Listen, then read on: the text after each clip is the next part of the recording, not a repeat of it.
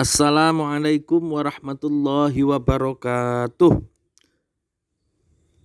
Anak-anakku yang solih dan solihah, bagaimana kabar kalian hari ini?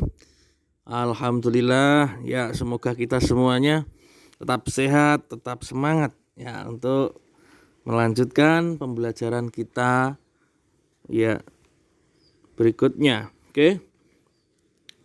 Hari ini kita akan mempelajari tentang kerjasama di dalam keberagaman. Ya. Kita tahu bahwasannya negara kita Indonesia ini terdiri atas ribuan pulau yang berjajar dari Sabang sampai Merauke dengan berbagai macam suku dan kebudayaan, suku bangsa dan kebudayaan yang berbeda-beda. Nah, ini adalah sesuatu yang luar biasa yang menyebabkan Indonesia ini memiliki keberagaman yang sangat tinggi ya.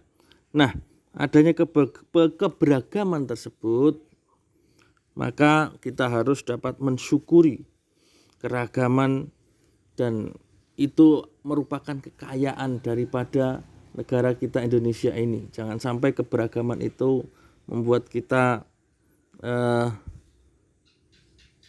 jadi tidak bersatu ya, membuat kita banyak gesekan ya. Akan tetapi keberagaman itu harus kita syukuri dan itu kita jadikan sebagai kekayaan Indonesia. Kemudian dengan adanya keberagaman itu juga jangan sampai membuat kerjasama di lingkungan masyarakat menjadi berkurang karena banyaknya perbedaan. Akan tetapi justru harus keberagaman itu dapat mendatangkan, dapat menyebabkan kerjasama yang baik ya di antara sesama. Maka kita akan mempelajari tentang manfaat kerjasama di lingkungan masyarakat. Kemudian ya, kerjasama itu harus terjalin ya di antara keragaman suku bangsa yang sangat banyak di Indonesia ini. Kemudian yang paling penting, keragaman itu membuat persatuan dan kesatuan bangsa kita semakin baik. Oke, kita bahas satu persatu. Yang pertama tentang mensyukuri keragaman dan kekayaan Indonesia. Ya. Bagaimana cara mensyukuri keragaman dan kekayaan Indonesia? Yang pertama adalah sikap toleransi dan sikap saling menghargai ya dalam menciptakan suasana yang nyaman ya. Dengan adanya toleransi dan saling menghargai, maka akan tercipta suasana yang nyaman, suasana yang kondusif ya, suasana yang baik ya, agar tercipta persatuan dan kesatuan di antara keberagaman kita. Kemudian bersatu dan bekerja sama antar suku, bangsa, agama ataupun etnis yang berbeda ya. Yang ketiga yaitu menjaga kekayaan dan keindahan alam Indonesia ya. Itu adalah cara mensyukuri ya, adanya keragaman dan kekayaan Indonesia. Kita jaga kekayaan dan keindahan Indonesia itu agar ya generasi berikutnya ya tetap dapat menikmatinya. Nah,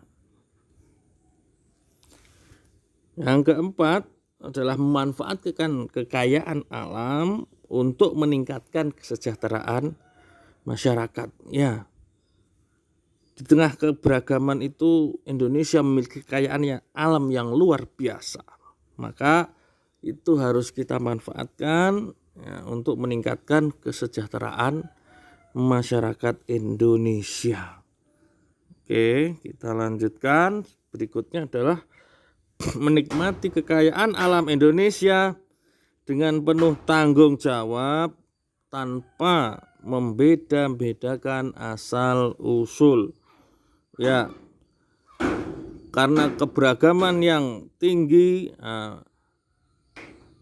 dari asal usul yang berbeda-beda, maka kekayaan alam ini harus dimanfaatkan dengan penuh tanggung jawab. Semua golongan, ya, dari asal usul yang berbeda-beda, dari daerah yang berbeda-beda, suku bangsa etnis yang berbeda-beda, semuanya harus dapat menikmati kekayaan alam Indonesia ini dengan penuh tanggung jawab. Jadi tidak ada yang tidak ada kesenjangan. Diharapkan tidak ada kesenjangan atau ya hanya ada yang memonopoli untuk menguasai di dalam menikmati kekayaan alam Indonesia. Dengan begitu maka akan tercipta kesejahteraan bersama di tengah keberagaman masyarakat Indonesia.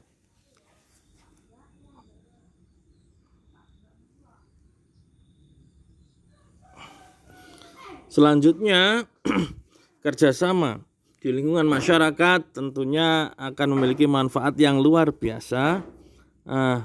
Berikut ini ada beberapa manfaat, ya, kerjasama yang dilakukan di lingkungan masyarakat, tentunya dengan latar belakang masyarakat yang berbeda-beda, yang sangat beragam. Jika melakukan kerjasama maka akan diperoleh manfaat yang luar biasa juga. Ini adalah ilustrasi contoh kerjasama di dalam berbagai bidang kehidupan, ya. Manfaatnya adalah yang pertama, membangun suasana kekeluargaan antar warga, ya, dengan kerjasama, bekerja bersama-sama untuk satu tujuan tertentu, akan dapat membangun suasana kekeluargaan di antara warga. Selanjutnya, manfaat yang kedua adalah pekerjaan yang terasa ringan dan lebih cepat selesai. Dengan mengerjakan sesuatu secara bersama-sama, bekerja sama, maka sesuatu yang berat, ya, pekerjaan yang berat sekalipun akan terasa ringan karena dikerjakan oleh banyak orang dan tentunya akan lebih cepat selesai dalam waktu yang singkat. Manfaat yang ketiga adalah mempererat persaudaraan. Sangat jelas karena bersama-sama maka itu akan mempererat persaudaraan di antara warga yang melakukan kerja bersama-sama. Yang keempat adalah menumbuhkan persatuan dan kesatuan. Dengan bersama-sama menyelesaikan suatu pekerjaan, ya, dan itu sering kali dilakukan, maka itu akan menumbuhkan, ya, rasa persatuan dan kesatuan antar warga, ya, dimana itu akan terbentuk secara otomatis, ya, karena semangat daripada kerjasama itu sendiri. Kita lanjutkan.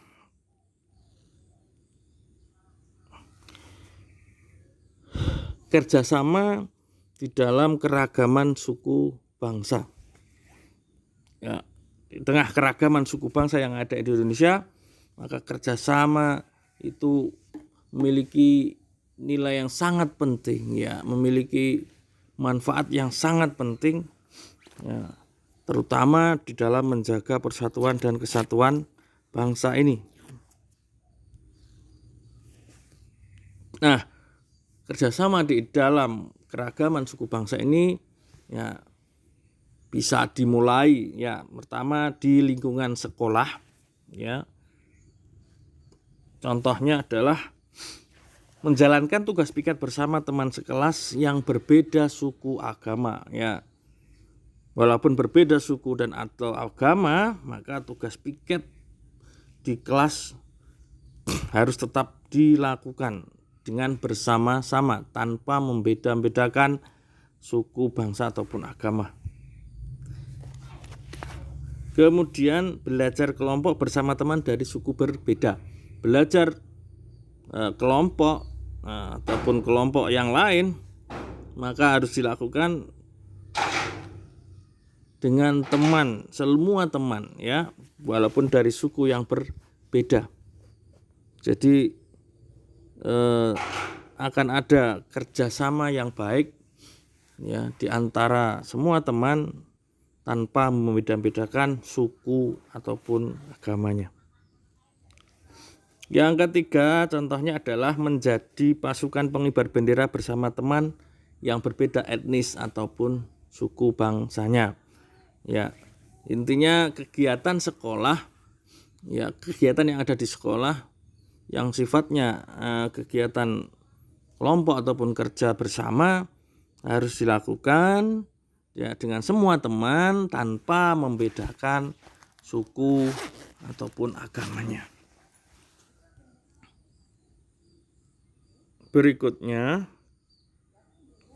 kerjasama dalam keberagaman suku bangsa yang dapat dilakukan di lingkungan masyarakat.